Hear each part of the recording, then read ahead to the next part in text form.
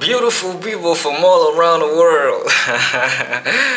This is my first talk video, I could say, or should I just say talking head video that I'm gonna make. Nah, this is not my first talking head video. I had a couple talking head videos, but they were shorts that I did from this camera about a year ago. Nah, almost a year ago. Yeah, I did them this year. Yeah, but they were shorts about music and stuff like this. And my camera microphone wasn't really that good, but so this is why I did not continue making these videos, man. I mean, with this camera, I preferred doing the videos with my cell phone. I mean, my smartphone, not my cell phone, but my smartphone camera, which is not really that good compared to this camera.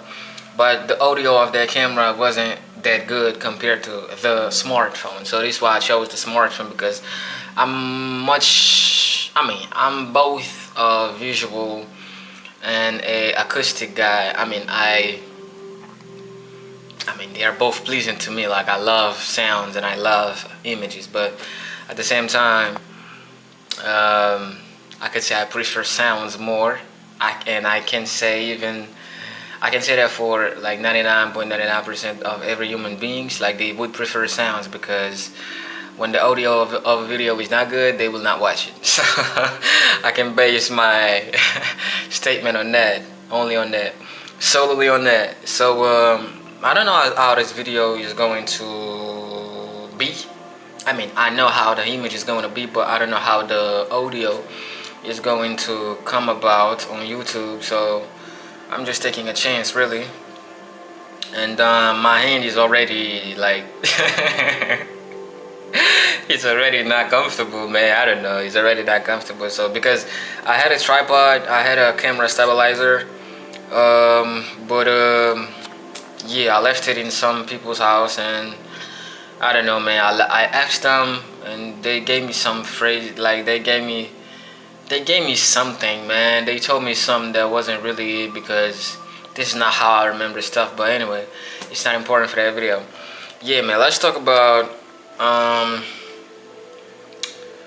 I don't know if I should keep the video like this, or if I should, because my hand is kind of okay. Let me just hold the camera like this, because I don't want to I was gonna say I don't want to hurt the camera, but really I don't want to hurt myself, like holding this camera right here, man, like this.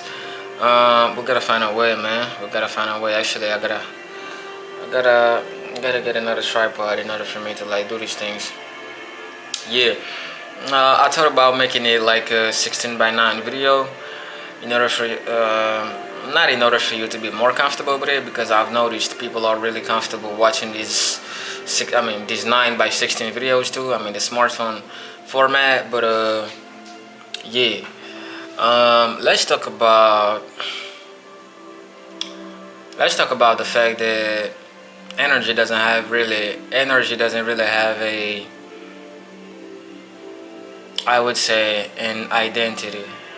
We are energies and we have identities, but the identities that we have, it's identities that we create in order for us to perform in this, what I call the theater, in the playground, right? In the game. Our identity is the source itself. So it's like, it's a level where a lot of people are afraid to dwell in forever, because when you dwell in that state, you completely lose your sense of ego. Your sense of individual identity. Even if it's an illusion, but at least, when I say even if it's illusion, I'm talking about the illusion of separation. Even if it is an illusion, at least you want to feel, you want to entertain, you want to enjoy the illusion, or the separation of illusion, the illusion of separation, for as long as you want, for as long as you choose to. So it's not really something that, the more you progress, the less ego you will have, meaning the less of an identity you will have. Actually, it's like this, but when they say the more you grow and the less of an identity you will have, what they mean is the less of the need to identify yourself with your usual identification labels, right? You will have, like, you won't really have the need to identify yourself as this avatar. Like, for example, let's say I was born in Haiti, right? I won't feel the need to, I mean, the more I grow, the less I will feel the need to identify myself as a Haitian, even though the definition of Haitian itself is kind of transcendental. This is why I like being a Haitian. I mean, not like, but this is what I love about. This is what I love about being Haitian. It's a transcendent, it's a multi-dimensional identity. You're not Haitian just because you were born in Haiti. It's not like this, you know. And a lot of people base their national identity strictly or solely on geography or ancestry. Meaning, if your parent were, for example, from Thailand, you will say, okay, I'm someone from Thailand, or I'm a Thailand national, right? I'm a Thailand citizen. But if you were not born in Thailand, now you will say, originally I am from, like, my parents are from Thailand. You know, I have parents from Thailand, but I was born in this or that state or that place, right? Excuse me, my hand is kind of like, that's why y'all see the camera like. But what I have come to realize is that no matter where you were born, there are some definitions that transcend geography. For example, being Haitian, it really I mean, it requires some. Wait a second, y'all. The camera is tripping. Yeah, I think it's good now. It kind of transcends geography because there are some people. The first Haitians after the independence, there were a lot of Caucasians. I mean, white people. Right? There were a lot of Caucasians and white people that helped us. They had a role in the context of our independence. So, and in our definition of Haitian, we included them because we said they had the skin, but they did not have the heart of the colonizers. So it doesn't really limit itself. The definition isn't really limited by skin color or geography because these people weren't even born on the islands. You feel me? So it kind of transcends all this. And what I love about the fact that the more you progress, the less you will have the need, or the less you will feel the need to identify yourself with your nationality, is that nationality is irrelevant in so many ways. For example, when it's about love, the most important things in life, nationality will be irrelevant when it comes to these matters. When you have, for example, your evolution as a person, your humanity. When I say your humanity, your humanness, right? Your ability to grow, your ability to learn, your ability to transcend time and space. All these things, nationality cannot really do shit for you. Like, I don't know, you're American, you're African, you're European, you're Asian, no matter where you're from. If you're rich, you're rich. Like, money doesn't have smell, right? Money doesn't smell.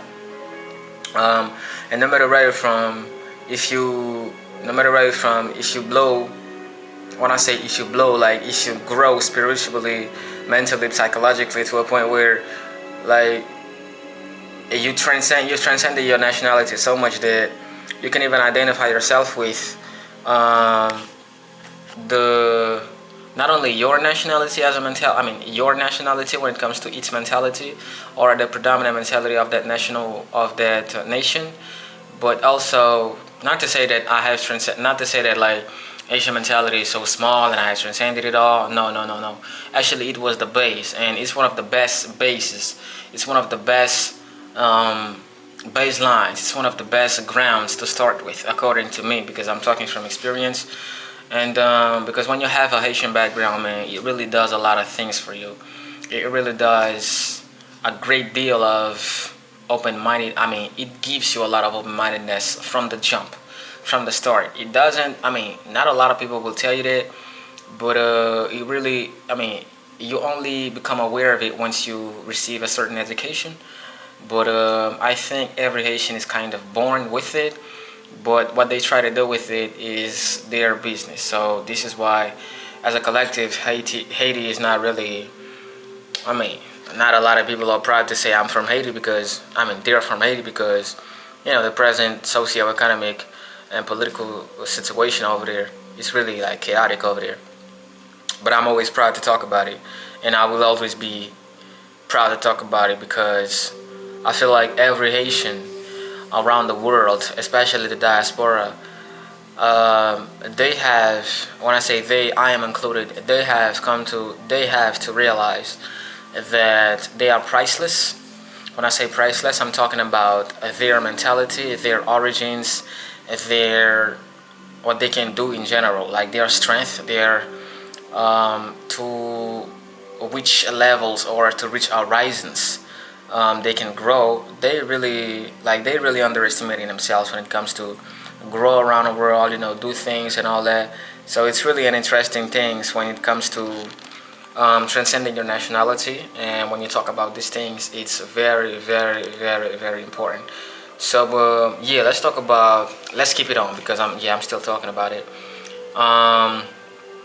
I have traveled a lot when it comes to mental travels. Like I have done some pretty cool physical travels too. Traveling, but my mental travels have made me realize that visiting and getting to know the other, the philosophical other, is way more important than just go physically to some place and I don't know, spend some months there, like get to know the weather, the people, the language, the food, and that's it.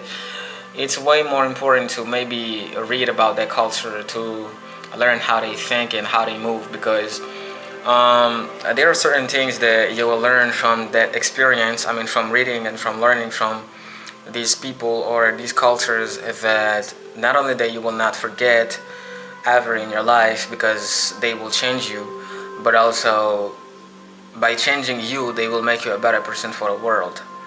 So I usually say, back in my country, it's like I've always been saying this. Even the worst kind of mentality actually is also useful because it teaches you some stuff. It teaches you how not to think. It teaches you how not to behave. It teaches you how not to treat others. And there is a certain type of obsession that a lot of nationals or a lot of nations have in common. For example, you will see that Americans have an obsession for their American culture. Most of them. I don't know. Listen. Some Americans, right? Some Americans, but okay, I'm not gonna say some Americans. Many Americans have an obsession or a passion for their culture, for their identity, for their American identity. That's cool. Many Europeans have a passion or obsession for their European identity. That's cool. Africans the same, South American the same, Mexican the same, Caribbean the same. Everybody is proud of their culture. There is a inherent pride. There is an inherent pride when it comes to one's culture, one's background, and from which place one does come from. And no matter how physically poor or socially or politically destabilized a region is, I've seen people come from Iran. Yeah, I've seen a guy come from Iran. He was doing his master degree. I met him in Siberia, and he was talking about Iran and all these problems, political problems. He wasn't really comfortable talking about them. When I say comfortable, he wasn't really proud or happy about these issues, but at the same time, he was comfortable expressing these issues in the sense of like, yeah, this is what is happening. It's really hard to get out there. To get out of this place, to make travels to other countries and stuff like this. But at the same time, he was really comfortable talking to us about it and explaining to us why a lot of Iranians don't really make it to other countries, because there is so much stereotypes and there is so much pushing. Like it's like they're pushing them in, they're pushing them into the country. Like they're pushing them. They don't want them to go out of the limits of the borders. They don't want them to go out the borders. It's like this. So it's not really something that a lot of us could talk about, you know. But I've grown to realize that no matter where you're from, you should not be afraid nor ashamed of your origins, and you should have both knowledge and courage to talk about it.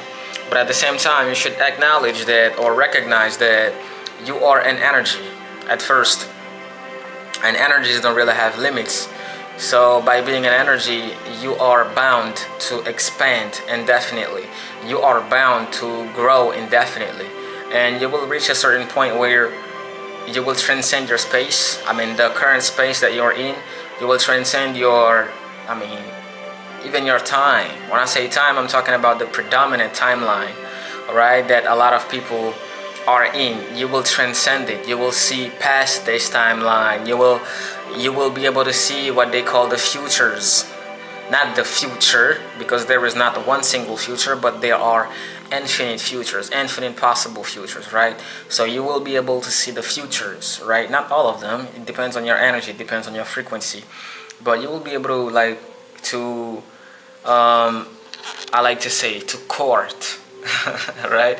You will be able to court all these ladies that I call the future. The futures, they are ladies. You know, it's like a woman. With a woman, it's like you're never sure for real. Like you never certain, like for sure that certain things will happen. So it's like this with the futures, right? It's like you can never really be certain 100% that certain things will happen, but at the same time, you can bet on that like 80%, 90% that okay, this is gonna happen, right? That's gonna happen, or this is gonna happen. So it's pretty much like this. And in my meditations, I'm not obsessed about the futures. A lot of people are obsessed about the futures, like they're trying to, they always try to they always try to find out, oh, what's gonna happen next, what's gonna happen like next year, like 2 years from now, 3 years from now, what's gonna happen, like. But I'm not really obsessed about the future. Actually, I always try to go to the past instead, because a lot of the things that I have learned in my spiritual journey, and by the way, I've been on this spiritual journey consciously. I've always been in that spiritual journey. I was born into this thing. I was born great. I mean, I was born super great. I was born super genius. I was born like this.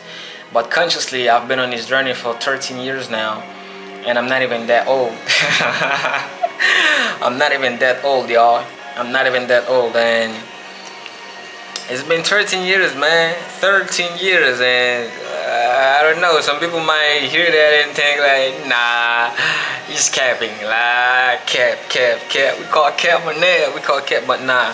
Really though, I've been on this spiritual journey for 13 years now, and I can say the same for my art journey. When it comes to writing, poetry, rap, hip hop, I've been on like both of these. Most of my journeys, because I have many journeys. Most of my journeys, it's been 13 years now since I've been on them, and yeah, that's what allows me to speak like this with a certain comfort, with a certain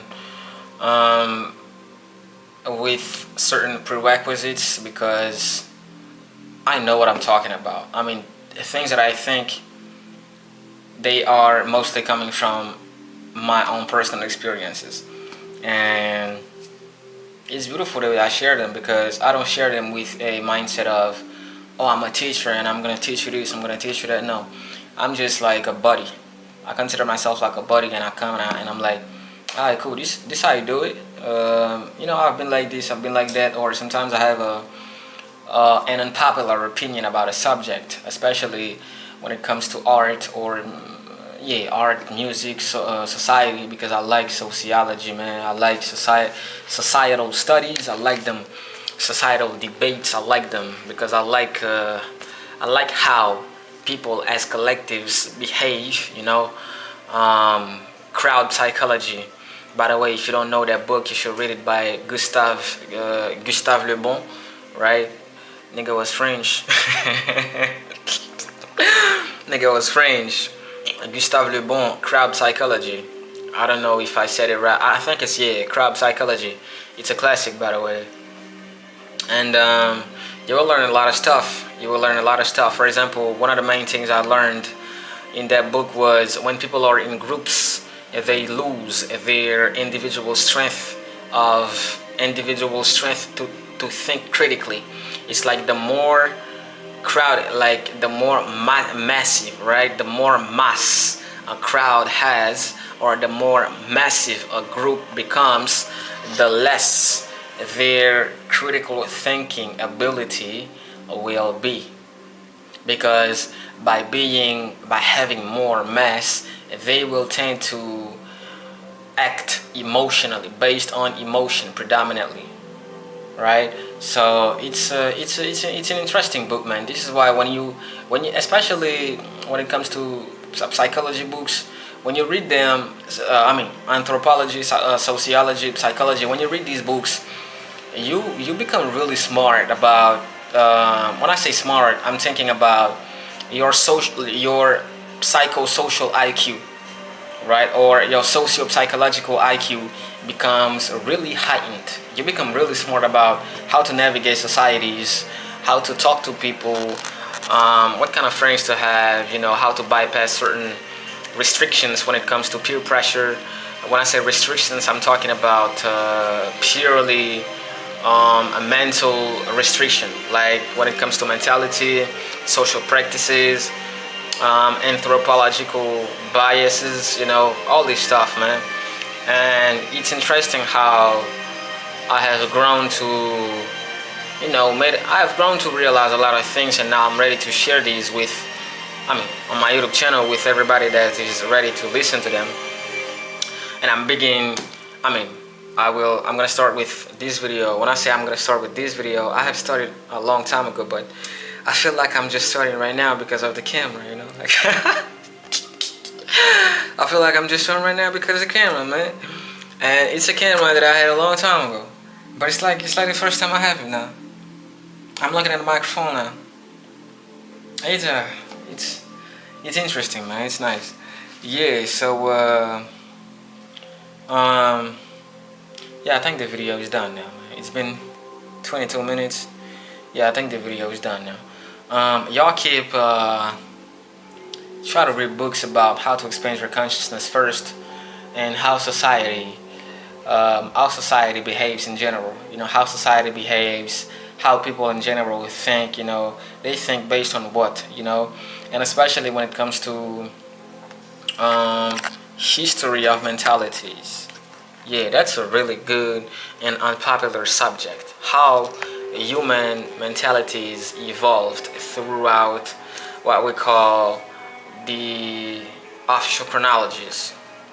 Don't trust the official chronologies, but learn to study them from a psychological standpoint, from a spiritual standpoint. When I say spiritual standpoint, how did people really think about the spiritual things, or the spiritual in general, right?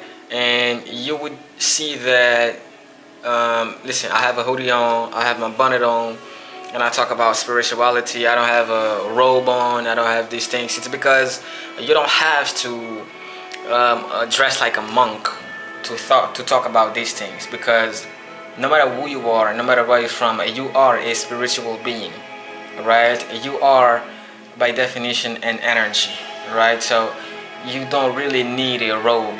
If you feel the need to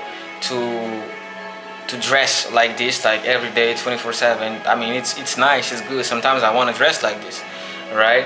But I try to keep it comfy. I try to keep it always comfy, always sporty and stuff like this. And yeah, man. So peace out to everybody. I hope you're having a great morning, or a beautiful morning, beautiful afternoon, beautiful evening, beautiful night. I don't know where you're watching from. I'm good myself. It's night on my side, and I'm happy. So you stay happy like me, and have a nice time. Yeah.